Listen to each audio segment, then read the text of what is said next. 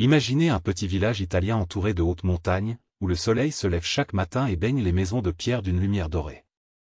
Là, tout se déroule à un rythme très calme. Les gens se lèvent tôt pour s'occuper de leur culture ou nourrir leurs animaux, discutent entre eux sur le chemin du travail, l'après-midi, ils échangent des histoires sur la place centrale. Chaque jour semble être le même que le précédent, mais pour les habitants, cette tranquillité est quelque chose de précieux. Dans cet endroit vit un prêtre nommé Père Massone, une personne très importante pour tout le monde. Il est connu pour sa générosité et sa volonté d'aider ceux qui sont dans le besoin. Quand quelqu'un est malade ou inquiet, le Père Massone est toujours prêt à lui offrir du réconfort ou un conseil amical. C'est comme si le village avait un protecteur silencieux, prêt à l'écouter et à lui apporter son soutien. Grâce à l'unité qui règne au sein de la population, la vie du village est rythmée par de petits actes de solidarité. Si un voisin a besoin de farine, quelqu'un lui en prête. Si un habitant tombe malade, quelqu'un arrive vite pour lui apporter de la soupe chaude. Les enfants jouent dans la rue sans crainte et les personnes âgées transmettent leur savoir de génération en génération, veillant à ce que tout le monde se sente membre d'une grande famille. C'est dans cette atmosphère de coopération et de paix que chaque matinée commence et que chaque nuit se termine. Les montagnes semblent embrasser le village, protégeant et préservant sa routine simple mais harmonieuse. Et dans cette simplicité, les habitants trouvent joie et sécurité avec le Père Massone comme guide spirituel qui, même dans le calme, fait toute la différence pour maintenir vivant l'esprit d'unité entre tous. Le Père Massone est un homme au geste calme et au regard serein. Dès son plus jeune âge, il a ressenti un appel particulier à prendre soin des gens qui l'entourent. C'est pour cela qu'il est devenu prêtre dans un petit village italien, où il a trouvé sa véritable vocation. Être proche des habitants, les guider dans les moments difficiles, célébrer les joies de chaque famille. L'église où il travaille et prie est une vieille construction, faite de pierres qui semblent raconter des histoires de plusieurs siècles. Chaque mur, chaque pilier, garde le souvenir de mariage, de baptême, de moments où tout le village se réunissait en prière. Le Père Massone aime parcourir les couloirs en silence, ressentant la paix que ce lieu sacré transmet. Pour lui, rien n'est plus important que de voir comment la foi unit les fidèles et renforce les liens d'amitié entre eux. Malgré toutes les responsabilités qu'il porte, le Père Massone est un homme humble. Il ne se laisse pas aller à la vanité par le respect qu'on lui porte. Il ne s'éloigne pas non plus des plus humbles. Quand quelqu'un a besoin d'aide, que ce soit pour résoudre un problème personnel ou simplement pour se soulager le cœur, il est toujours prêt à écouter, à conseiller et à offrir un mot de réconfort. Il croit que sa mission est de montrer le côté bienveillant de la vie, en rappelant à tous que la solidarité et la compassion peuvent transformer les situations difficiles en opportunités de croissance. Dans ce dévouement quotidien, le Père Massone se sent pleinement épanoui. Il voit la confiance que les villageois lui accordent se refléter sur leur visage et, en retour, il offre son cœur, rempli de dévotion et d'empathie.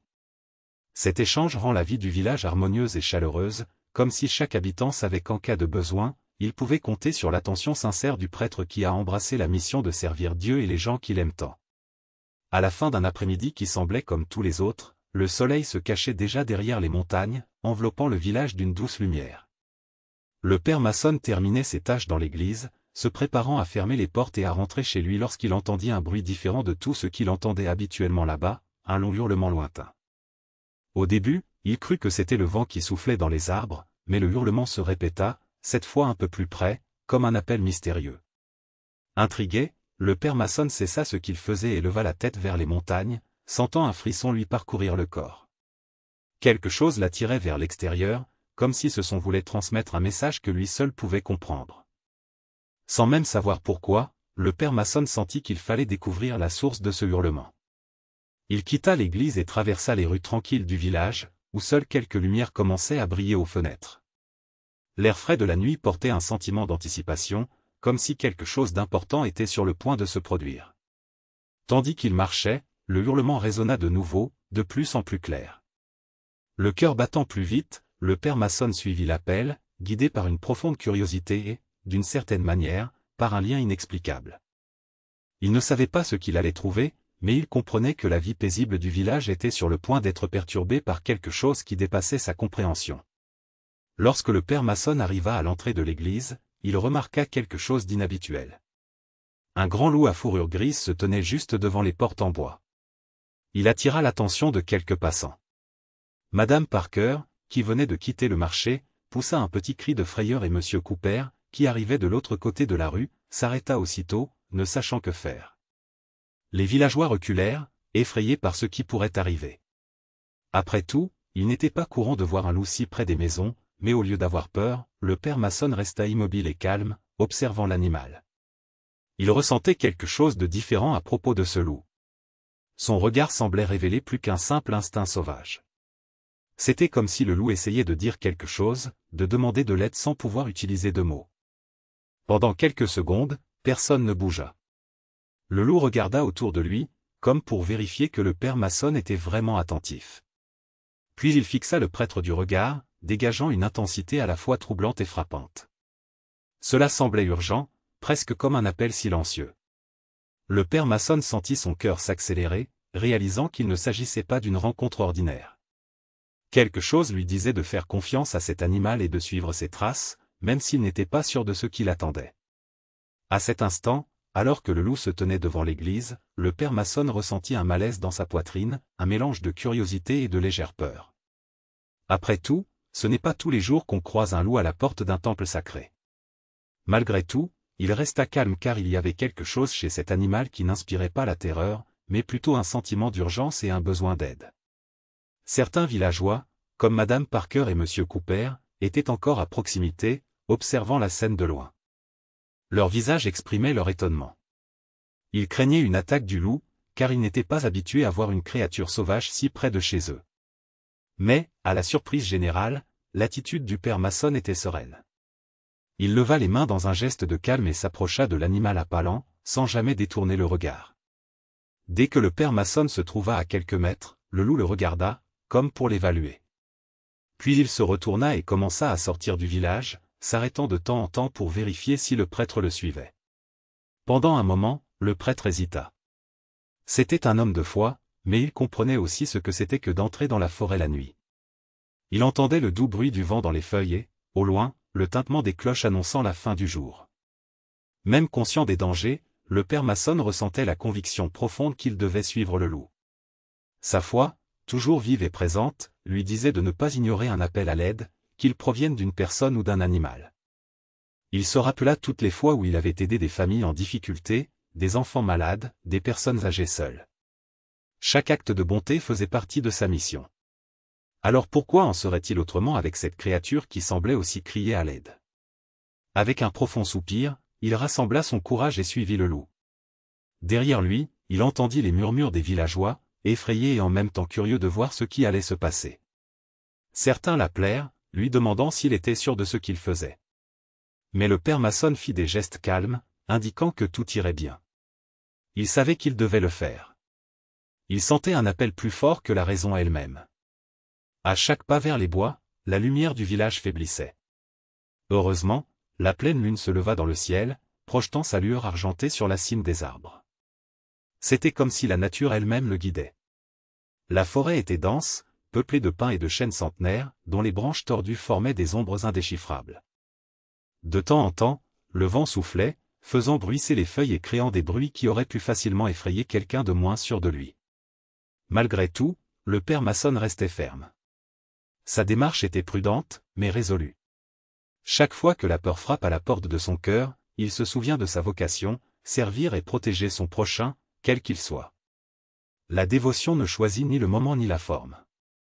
Elle l'accompagne partout, y compris dans cette forêt qui, bien que sombre, semble receler un mystère qu'il lui faut percer. Le loup resta à quelques mètres devant lui, tournant la tête de temps à autre pour vérifier si le père Masson le suivait toujours. C'était presque comme si l'animal guidait le prêtre sur un chemin très spécifique connu uniquement du loup. À aucun moment, cependant, il ne manifesta d'agressivité ou d'intention d'attaquer. Au contraire, son attitude exprimait un sentiment d'urgence mêlé de confiance, la confiance que l'homme en soutane ne l'abandonnerait pas. Alors que la piste s'enfonçait plus profondément dans l'obscurité, le père Masson commença à remarquer des détails qu'il avait manqués auparavant. Il y avait de grandes empreintes de pas, probablement des traces de loup, marquées dans la terre meuble. Ici et là, il entendait des bruissements de buissons, indiquant la présence d'autres créatures nocturnes qui évitaient de se montrer. L'air était plus froid et plus humide, porteur d'une odeur fraîche de mousse et de terre humide. Le prêtre n'avait aucune idée du temps qu'il avait passé à marcher. La montre de poche, cadeau de son défunt père, resta caché, car il ne voulait pas rater un seul instant de cette expérience. Il avait l'impression de faire partie de quelque chose de plus grand que lui, comme un participant à une histoire dont il ne pouvait pas encore voir la fin. Malgré tout, la paix de sa foi le maintenait calme, car il savait que tout arrivait pour une raison. Ce n'était pas un hasard si ce loup l'avait cherché. Ce n'était pas un hasard si, à chaque pas, il ressentait une envie croissante de continuer. En silence, le père Masson prononça une brève prière, demandant à Dieu de le guider et de ne pas le laisser vaciller, car il était là pour faire le bien, quelle que soit la situation qu'il trouverait au bout du chemin. Il entendit alors un autre hurlement, plus proche cette fois, résonnant parmi les arbres comme un avertissement ou un dernier appel. Son cœur s'accéléra à nouveau, mais il ne recula pas. Il était prêt à voir ce que le loup avait tant envie de lui montrer. À ce moment-là, il comprit qu'en surmontant la peur, il trouvait la force nécessaire pour aider ceux qui en avaient vraiment besoin. Et c'est dans cette foi inébranlable que le père Masson fit un autre pas, pénétrant pleinement au cœur de la forêt, préparé à l'inconnu qui l'attendait. Après avoir parcouru un sentier sinueux, presque invisible dans l'obscurité, le père Masson remarqua que le loup qui le guidait s'arrêtait soudainement. Il fit quelques pas en avant et tomba sur une scène qui lui coupa le souffle. Dans une clairière, éclairée par la douce lueur de la lune, une louve gisait allongée sur l'herbe, visiblement blessée. Autour d'elle, 4 petits louveteaux tournaient autour d'elle, effrayés et ne sachant pas comment aider leur mère. Le prêtre s'approcha lentement, en gardant un comportement calme pour ne pas effrayer davantage les animaux. De près, il vit que la louve avait une profonde blessure à la patte arrière. Apparemment, elle avait été prise dans un piège de chasse. Celle que les chasseurs laissent dans la forêt pour les animaux sauvages. Le métal avait laissé des traces de sang et sa peau était gravement abîmée. Malgré la douleur, la louve tenta de relever la tête en voyant le père Masson, comme si elle cherchait également à comprendre qui était cet homme qui s'approchait d'elle. À cet instant, le loup mâle qui l'avait conduit jusque-là se plaça à côté du père Masson et fixa la louve.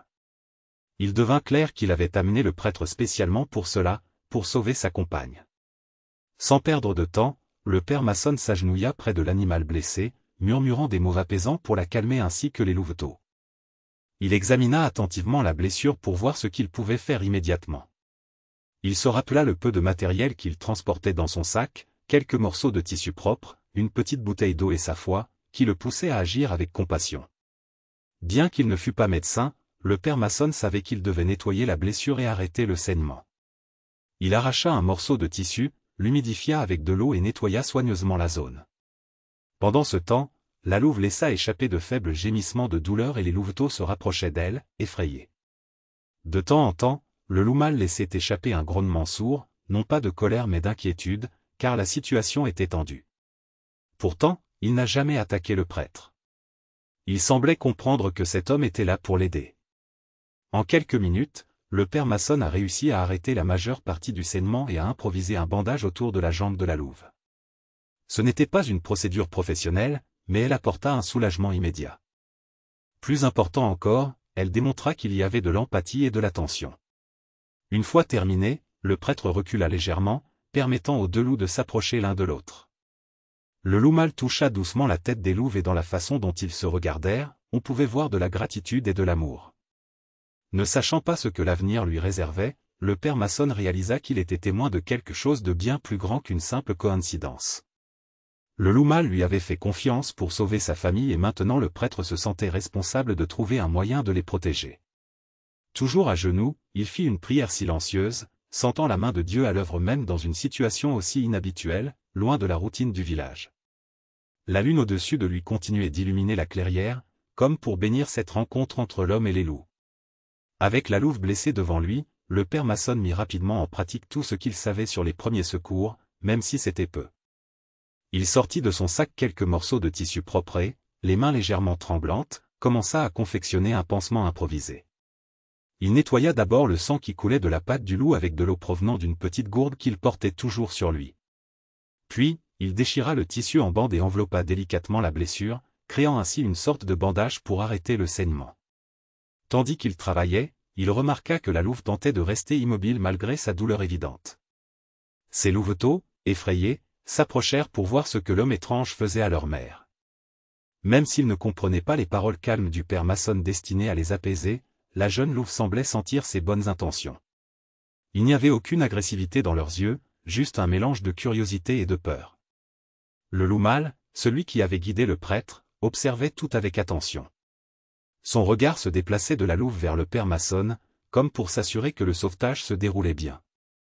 À chaque tour de tissu autour de la jambe blessée, le père Mason ressentait une émotion grandissante. C'était comme si, en prenant soin de cet animal, il accomplissait sa vocation de servir non seulement les gens, mais toute la création de Dieu.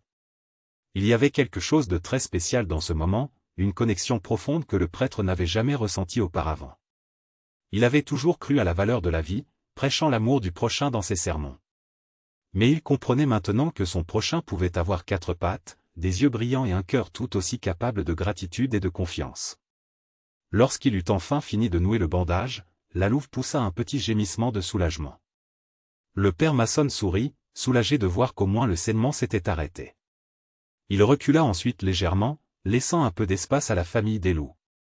Le loup mâle s'approcha prudemment de la louve et renifla le bandage, comme pour évaluer s'il était sans danger. Puis il jeta un regard au prêtre, d'une manière que le père Mason interpréta comme un remerciement. La scène était si émouvante que le prêtre sentit les larmes lui monter aux yeux. Il n'aurait jamais imaginé qu'un simple geste d'aide au milieu d'une forêt sombre puisse susciter des émotions aussi fortes. À ce moment-là, il comprit que, tout comme il avait soigné les blessures de ses paroissiens du village, il pouvait aussi étendre sa compassion aux créatures qui ne dépendent que de leur instinct pour survivre. Le cœur plus léger, le père Mason fit une prière silencieuse, reconnaissant d'avoir été guidé vers cette famille de loups. Il était convaincu que ce n'était pas un hasard s'il avait entendu ce premier hurlement à l'église. Et tandis que la lumière de la lune éclairait la clairière, il comprit qu'au fond, sa mission avait toujours été et serait toujours la même, offrir soin, amour et espoir à toute personne dans le besoin, sans distinction. Le silence de la nuit fut soudain rompu par des aboiements et des voix résonnant à travers les arbres. Le père Mason, qui se trouvait toujours à côté de la louve blessée et de ses petits, reconnut le bruit des chiens de chasse. Une oppression lui serra la poitrine à l'idée que ces loups déjà vulnérables pourraient être en danger s'ils étaient découverts par les chasseurs. Instinctivement, le loup mâle dressa les oreilles, sentant la menace imminente et émit un grognement sourd, comme pour avertir le prêtre qu'il devait se cacher rapidement. Il n'était pas rare d'entendre parler de chasseurs dans la région, mais M. Armstrong était particulièrement redouté. Connu pour ses longues expéditions dans les bois, il dirigeait un groupe habile dans la traque des animaux sauvages. À l'approche des chiens, le loup mâle s'est rapidement précipité vers une partie plus dense de la forêt, et le père Mason a compris que c'était l'occasion de mettre la famille blessée à l'abri avant qu'il ne soit trop tard. Suivant le loup, le prêtre aida la louve à marcher tandis que les louveteaux suivaient de près, effrayés mais déterminés à rester avec leur mère. Après quelques minutes, ils atteignirent une grotte cachée derrière des rochers couverts de mousse.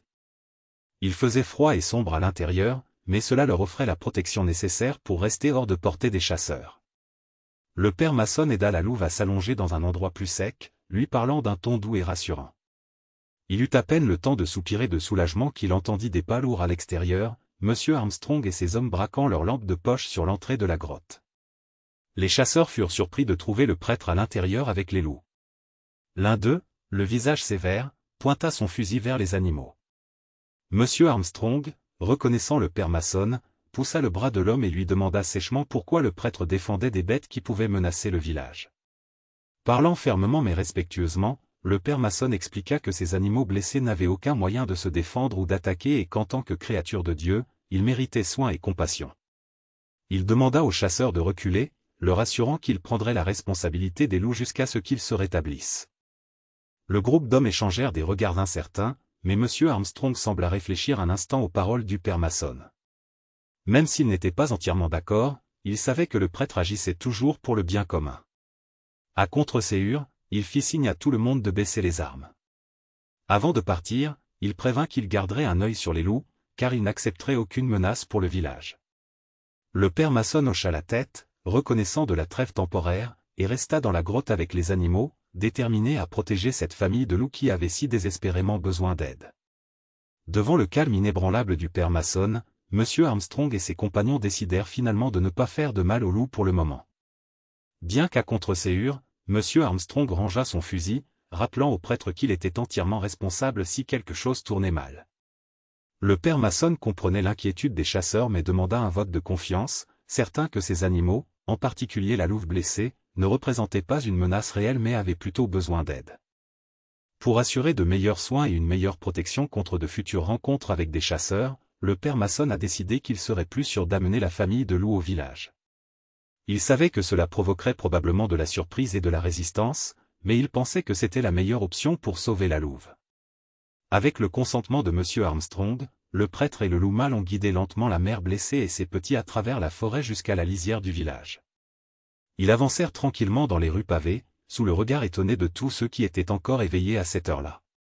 Lorsqu'ils atteignirent enfin la vieille grange, qui ne servait qu'à entreposer les outils et le foin, le père Mason rassembla quelques villageois pour leur expliquer la situation. Parmi eux se trouvaient Madame Hale et Monsieur Donovan, qui s'étaient d'abord opposés à ce que les loups soient hébergés si près des familles et du bétail. Mais la détermination du prêtre et la vulnérabilité évidente de la louve, qui tenait à peine debout, finirent par adoucir leur résistance. Au milieu des discussions, un sentiment de compassion s'installa, comme l'espérait le père Mason. Bientôt, la nouvelle se répandit. Certains habitants apportèrent de vieux draps pour tapisser le sol, tandis que d'autres fournissaient des bols d'eau et des restes de viande pour nourrir la mère et ses petits. Peu à peu, la grange prit des allures d'infirmerie improvisée. Inlassablement, le père Mason nettoya et remit les bandages sur la patte de la louve, veillant à ce qu'elle ressente le moins de douleur possible. Les louveteaux, d'abord craintifs, ont commencé à jouer entre eux une fois qu'ils ont compris qu'ils étaient en sécurité. Une fois la méfiance initiale surmontée, le village s'est uni autour de l'idée de sauver la louve. Les enfants étaient fascinés et demandaient constamment s'ils pouvaient aider ou voir les louveteaux. Les adultes ont commenté le courage du prêtre et ont observé avec quelle tendresse il parlait des loups, rappelant à tous que chaque vie est précieuse, qu'elle soit humaine ou non. Ainsi, jour après jour, la famille des loups recevait non seulement des médicaments et de la nourriture improvisée, mais aussi un peu de chaleur humaine qui, aux yeux du père Mason, était le véritable remède pour guérir des blessures plus profondes que celles de la patte de la louve. Au fil des jours, la présence des loups commença à changer la façon dont chacun considérait la vie au village. Les enfants, comme la petite Émilie, ont passé des heures à regarder les chiots jouer dans la grange. De manière simple, ils ont appris que les animaux sauvages ne sont pas seulement des créatures à craindre, mais des êtres qui ressentent aussi la faim, la douleur et la peur. Avec chaque rire d'enfant, une petite graine de respect pour la nature a pris racine. Les adultes, dont certains étaient autrefois partisans de la chasse, ont commencé à regarder les loups différemment. Monsieur Armstrong, bien que toujours sérieux, a remarqué que la meute ne montrait aucun signe d'agressivité. Les petits, à leur tour, sont devenus quelque peu confiants en voyant que les gens s'approchaient sans vouloir leur faire de mal. Les conversations sur la place ou autour des feux de camp ont amené de nombreux villageois à admettre qu'ils n'avaient jamais envisagé de cohabiter pacifiquement avec la faune locale. Grâce au père Mason, ils ont découvert que la compassion et le respect peuvent transformer les conflits en occasion d'apprentissage. Enfin, le jour arriva où la louve reprit ses forces. Elle pouvait marcher, mais avec une certaine prudence. Le père Mason comprit qu'il n'était plus judicieux de la garder enfermée dans la grange. C'étaient des animaux sauvages, et leur place était dans la forêt, où ils pouvaient à nouveau chasser et vivre en liberté. Il invita donc le village à se joindre à lui pour une marche d'adieu, afin de remercier les loups pour la leçon d'empathie et d'amour qu'ils avaient donnée à chacun. Le matin prévu, un petit cortège se forma. Les enfants, dont Émilie, portaient des fleurs sauvages qu'ils avaient cueillies aux abords du village. Les adultes marchaient dans un silence respectueux, conscients de participer à un moment spécial. La famille des loups marchait devant, menée par le loup mâle, qui jetait de temps en temps un regard en arrière comme pour les remercier de toute l'aide apportée. Lorsqu'ils atteignirent une clairière près des bois, le père Mason fit signe à tout le monde de s'arrêter. Il s'agenouilla ensuite à côté des loups et fit une prière de gratitude.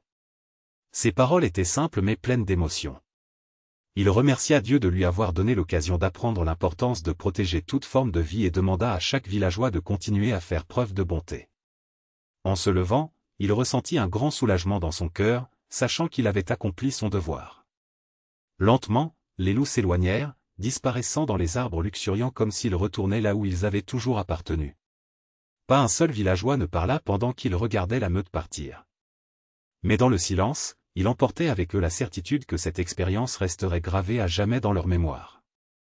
Ainsi, le village, autrefois effrayé par les loups, devint un lieu où la compassion et le respect avaient la possibilité de s'épanouir, comme les fleurs sauvages dans les mains des enfants. Après que les loups eurent disparu dans la forêt, le village resta silencieux pendant un moment. Personne ne savait vraiment comment reprendre le cours normal des choses après avoir vécu quelque chose d'aussi spécial. Peu à peu, les gens ont commencé à se regarder et à échanger des sourires timides, sentant que quelque chose en eux avait changé. Ce jour-là même, le père Mason a décidé d'ouvrir les portes de l'église pour une petite cérémonie de Thanksgiving. Bien que modeste, elle a réuni presque tous les habitants, y compris ceux qui avaient peur des loups. D'une voix calme, le père Mason a expliqué comment chacun de nous peut devenir une source de soins pour la vie qui nous entoure, que ce soit en aidant ou en respectant un animal sauvage qui croise notre chemin. Il a expliqué que la protection de la création de Dieu est la responsabilité de chacun. Les villageois écoutaient attentivement, se rappelant les nuits où la louve blessée se reposait dans la grange et où les louveteaux jouaient sans crainte. Ils se rendirent compte qu'en offrant un abri aux loups, ils avaient découvert une nouvelle façon de voir le monde. Ils savaient désormais qu'il était possible de coexister avec la nature sans détruire ou craindre ce qu'ils ne comprenaient pas. Cette expérience a éveillé dans la communauté une plus grande conscience de l'importance de préserver et de respecter toutes les formes de vie. En parlant, le père Mason a senti son cœur se réchauffer. Il a reconnu que sa vocation de prêtre ne se limitait pas à prendre soin des gens, mais s'étendait à tout ce que Dieu avait créé.